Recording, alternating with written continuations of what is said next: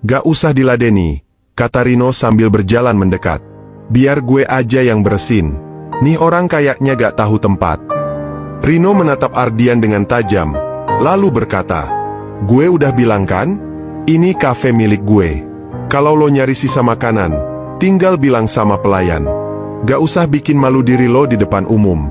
Dan satu lagi, jangan ganggu mantan lo. Dia udah jadi milik gue sekarang. Di belakang mereka, manajer kafe yang tadi keluar dari dapur masih berdiri terpaku. Matanya tak lepas dari wajah Ardian.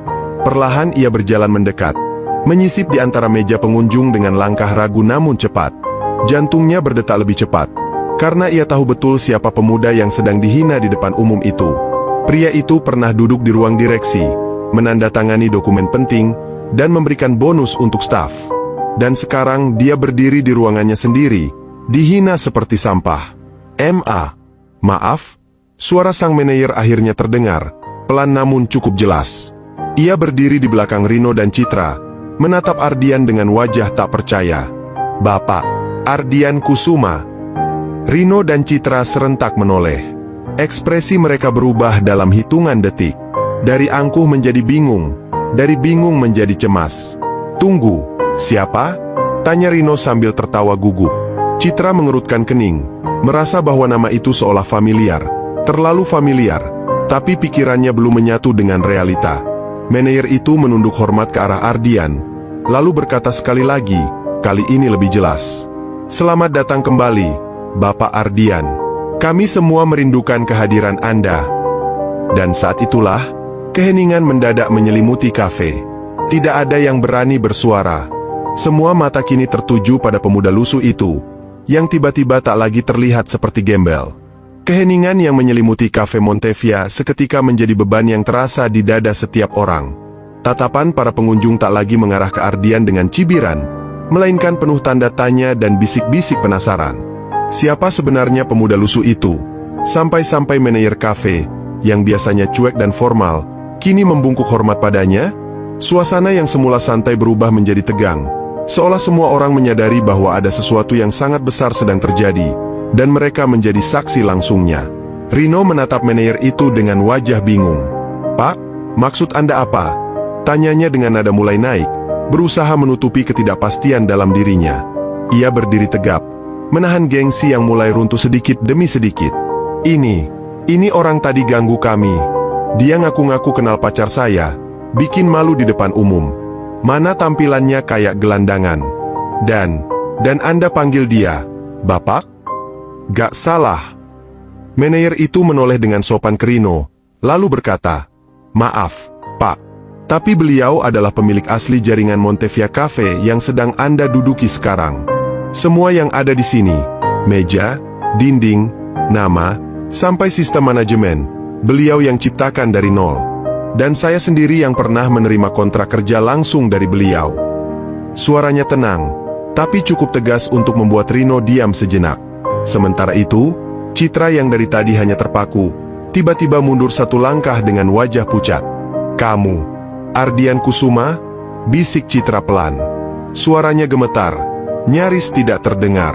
Ia mulai mengingat potongan-potongan masa lalu, obrolan Ardian tentang impiannya membuka bisnis kafe, malam-malam ketika mereka hanya punya mie instan untuk dimakan, dan kata-kata Ardian bahwa suatu hari ia akan membuktikan segalanya. Dulu, ia hanya tertawa, karena mimpi itu terlalu tinggi untuk pemuda miskin seperti Ardian. Namun kini, pria itu berdiri di hadapannya. Bukan hanya hidup, tapi hidup dengan wibawa yang tidak bisa dibeli dengan uang. Citra mencoba tersenyum kaku, berharap masih bisa menyelamatkan wajahnya. Maksudku, maaf ya tadi aku gak tahu. Aku pikir kamu cuma apa? Potong Ardian pelan. Suaranya tidak marah, tapi juga tidak ramah. Itu adalah suara seseorang yang sudah melihat kebenaran, dan tidak perlu lagi menjelaskan dirinya kepada orang yang pernah merendahkannya. Cuma gembel? Cuma masa lalu? Cuma kenangan yang bisa kau tertawakan? Rino langsung mencoba mengendalikan situasi. Ia melangkah maju, kini dengan nada lebih defensif. Oke, kalau lo emang pemiliknya, ya baguslah. Tapi kenapa harus nyamar jadi gembel? Ini kan tempat bisnis.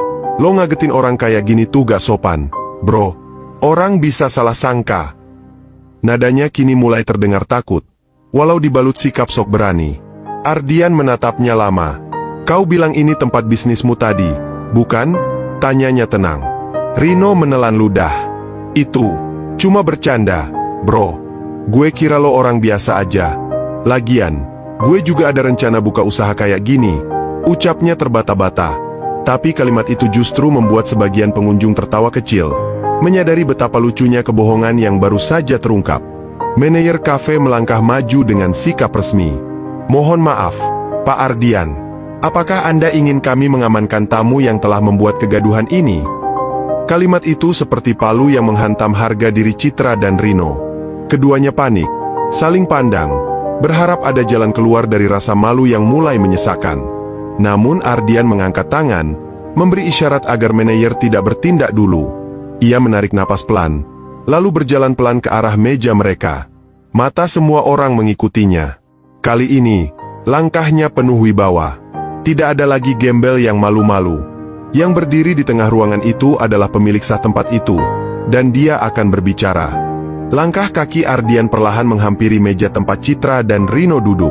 Setiap langkahnya menimbulkan tekanan tersendiri, seolah dentum sepatu lusuhnya menyampaikan pesan yang lebih tajam dari kata-kata. Ruangan terasa sunyi, hanya terdengar suara sendok jatuh entah dari meja mana.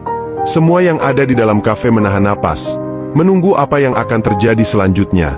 Rino berdiri dengan postur kaku. Citra masih mematung dengan wajah pucat, tak lagi menunjukkan sikap angkuh. Ardian berhenti tepat di depan meja mereka. Ia mengamati secangkir kopi yang masih mengepul, 2 kroasang yang belum tersentuh, dan sepasang wajah yang kini kehilangan semua kebanggaan. Tapi ia tidak langsung bicara. Ia menatap mereka berdua dalam-dalam. Tatapan itu bukan lagi milik seorang gembel, melainkan milik seseorang yang telah mengalami kerasnya dunia, bangkit dari kehancuran, dan kembali dengan martabat yang tak bisa dihancurkan siapapun. Diam, hening. 1 menit yang terasa seperti 10 tahun bagi Citra dan Rino. Tatapan Ardian adalah cermin yang membuat mereka melihat siapa diri mereka sebenarnya, tanpa topeng, tanpa pencitraan. Di balik keheningan itu, ada rasa malu yang menyesakan. Namun Ardian tetap diam, membuat keduanya gelisah luar biasa. Rino, yang biasanya percaya diri, tak tahan dengan tekanan itu. Ia mencoba bicara, mencoba memulihkan posisi. Gue gak tahu lo siapa tadi, tapi sekarang udah jelas.